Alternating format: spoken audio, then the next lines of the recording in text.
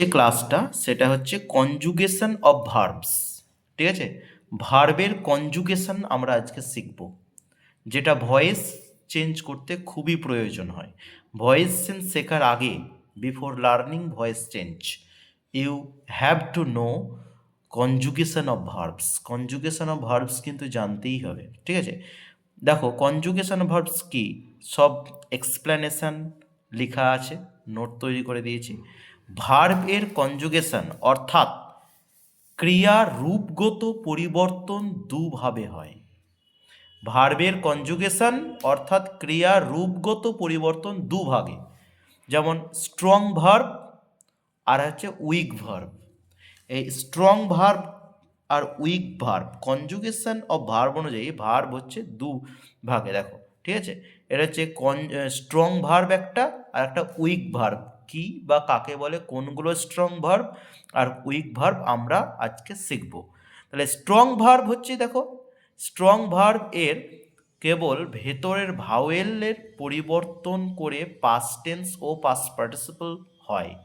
Strong verb হচ্ছে শুধুমাত্র ভেতরের ভাওয়েলের পরিবর্তন করে পাস্ট এবং পাস্ট পার্টিসিপাল, মানে V1 থেকে V2 আর V3 আমরা করব। কিভাবে করব উদাহরণ আমরা দেখব।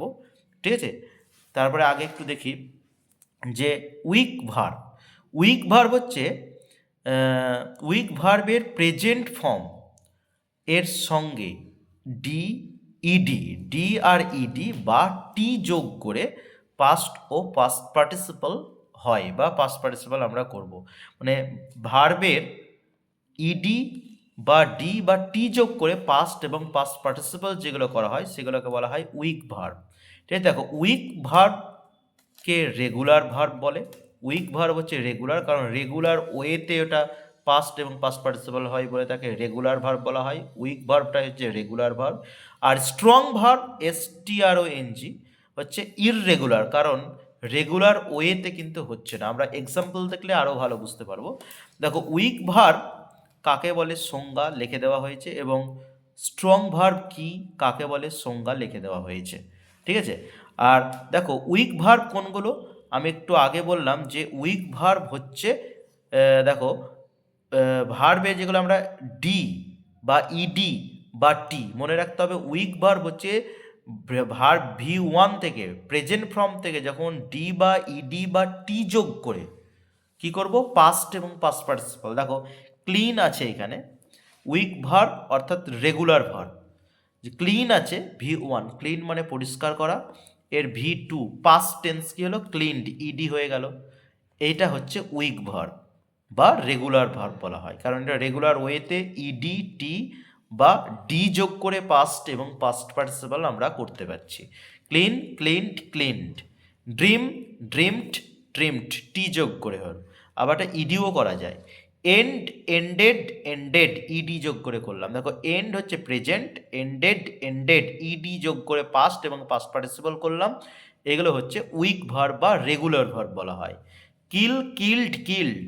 বেগ, বেগড, BEGGED, ইডি করে করলাম। ক্যান্সেল, যখন বানানটা CANCEL, পাস্ট করলে ডবল এল ইডি হয়ে যাবে, past participle double L ED.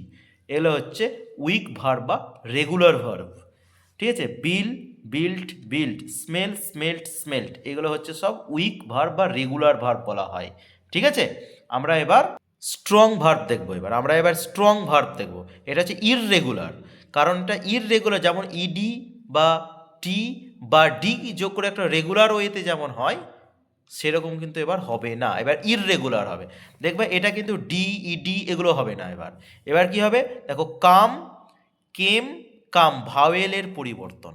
ঠিক আছে, দেখো ও আছে COME, ও আছে, ওটা পরিবর্তন হয়ে কি হয়ে গেল এ, ভাওয়েলের পরিবর্তন, ও থেকে এ চলে এলো। কাম, কেম, কাম, আবার ও এলো। ঠিক আছে, তাহলে এখানে ভাওয়েলের পরিবর্তন হলো। AEIOU ভাওয়েল, দেখো ও থেকে এ, এ থেকে আবার ও। ক্লিয়ার, বুঝতে পারা গেল তো? তারপরে স্ট্যান্ড, স্টুড, স্টুড, বুঝতে পারা গেল? বুঝতে পারলি মেঘা, কুশল? দেখো স্ট্যান্ড, স্টুড, ST ডবল, দেখো এ থেকে ডবল ও আবার ডবল ও, ভাওয়েলের পরিবর্তন। Give, gave, given, see saw seen, drive drove driven, feed fed fed, find found found.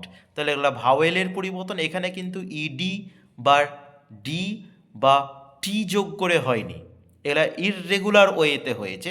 তাই জন্য স্ট্রং ভার্ব, এগুলো হচ্ছে স্ট্রং ভার্ব বা এগুলা ইররেগুলার ভার্ব বলা হয়। ঠিক আছে, এটা বেসিক। এর আবার কিছু ব্যতিক্রমও আছে, এটা নেক্সট বার, পরের বার আমি শেখাবো। ক্লিয়ার? দিস ইজ নোট, এটা কনজুগেশন অফ ভার্বসের নোটস।